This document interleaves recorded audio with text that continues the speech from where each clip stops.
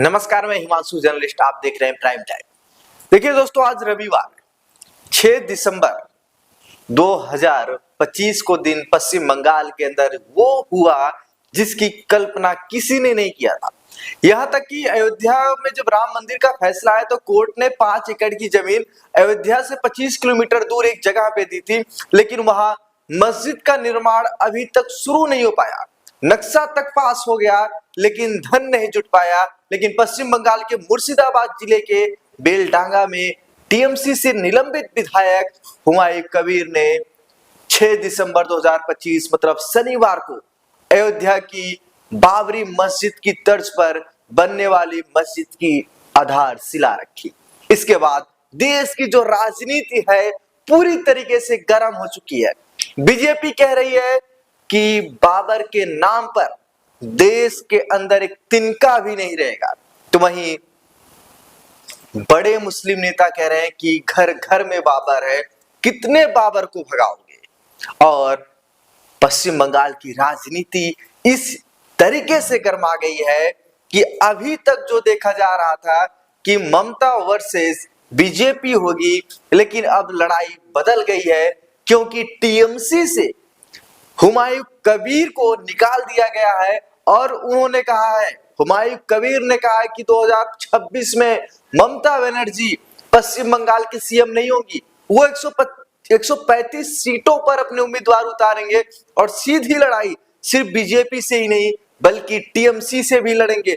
TMC के उन्होंने बोला कि टीएमसी को नाक से चने चबवा देंगे।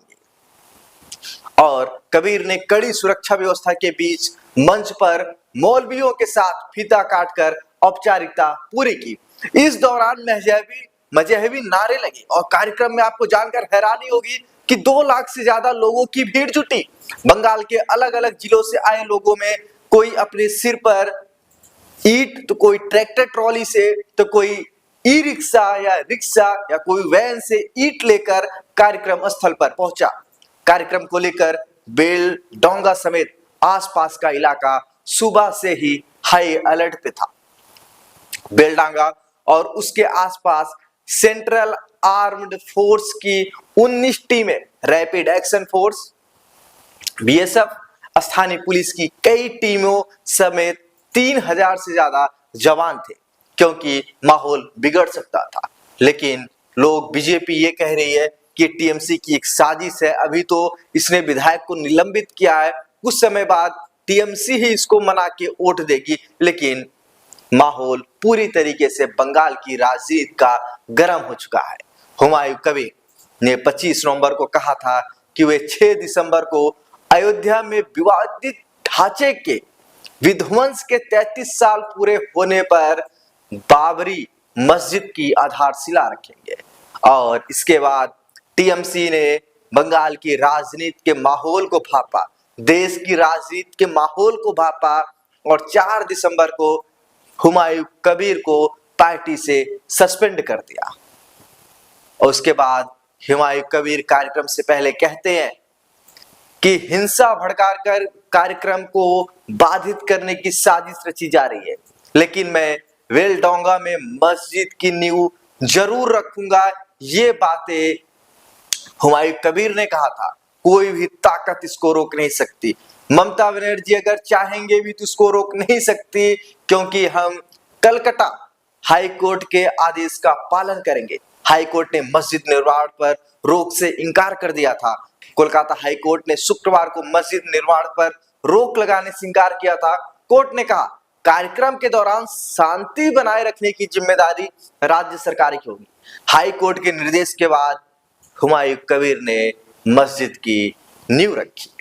आपको बताते हैं कि इस कार्यक्रम में कहां से लोग आए, कितने फीट लंबा स्टेज बनकर तैयार हुआ।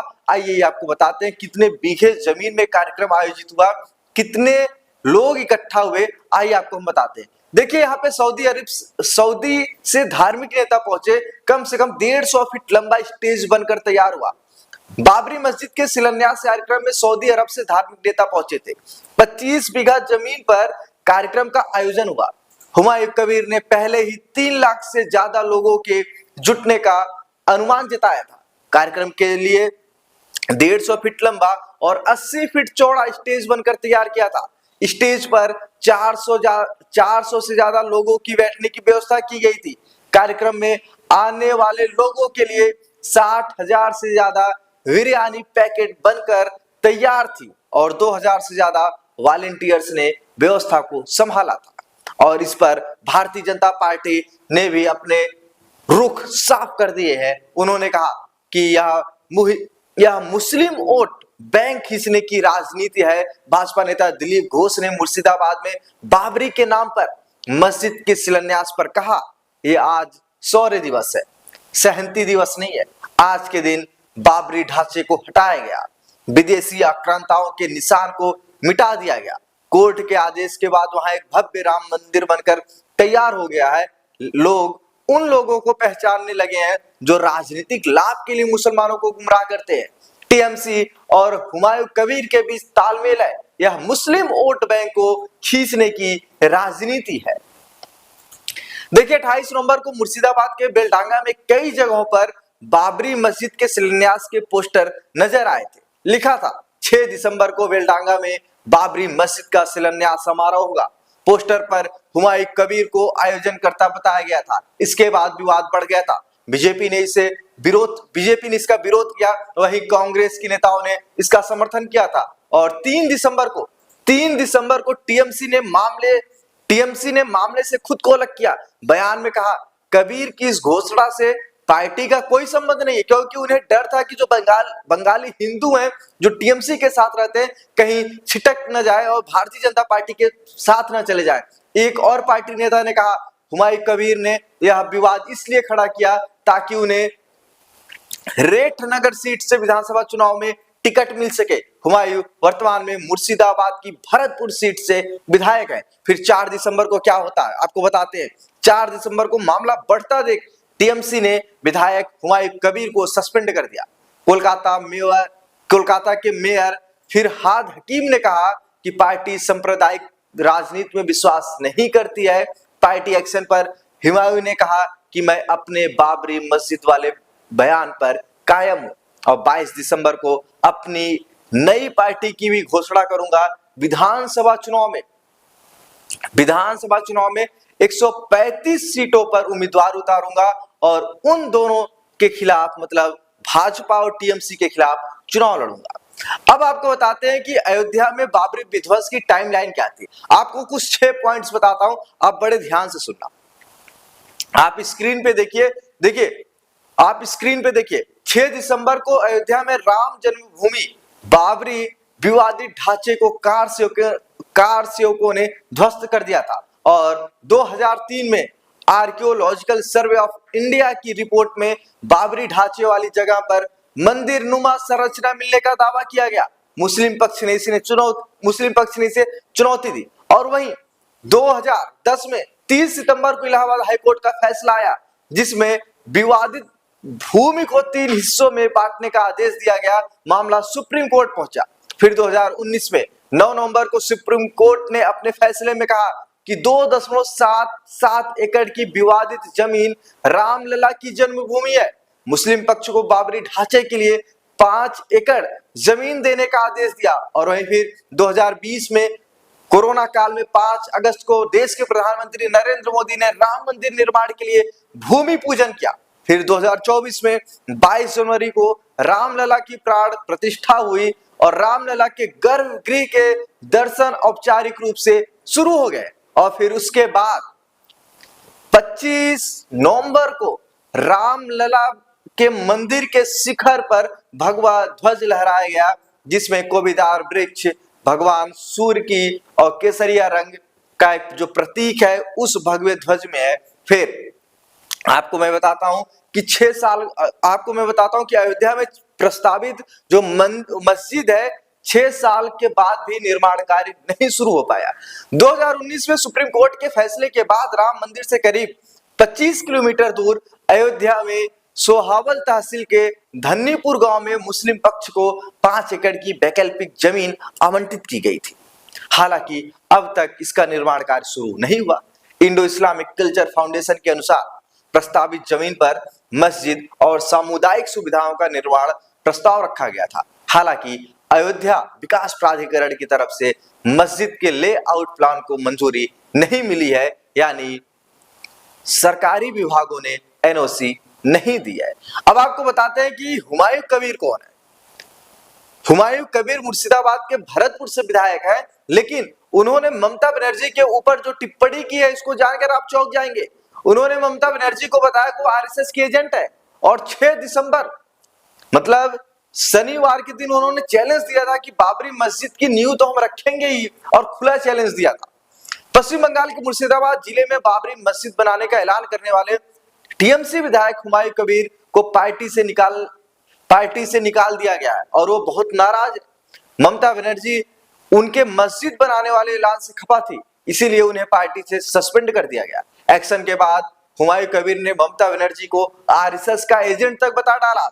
जो हुमायूं कबीर ममता बनर्जी के करीबियों में से कहा जाता था, वो अब ममता बनर्जी को आरएसएस का एजेंट बता दिया है, और उन्होंने साथ ही ऐलान किया कि अगले विधानसभा चुनाव में नई पार्टी के साथ उतरेंगे।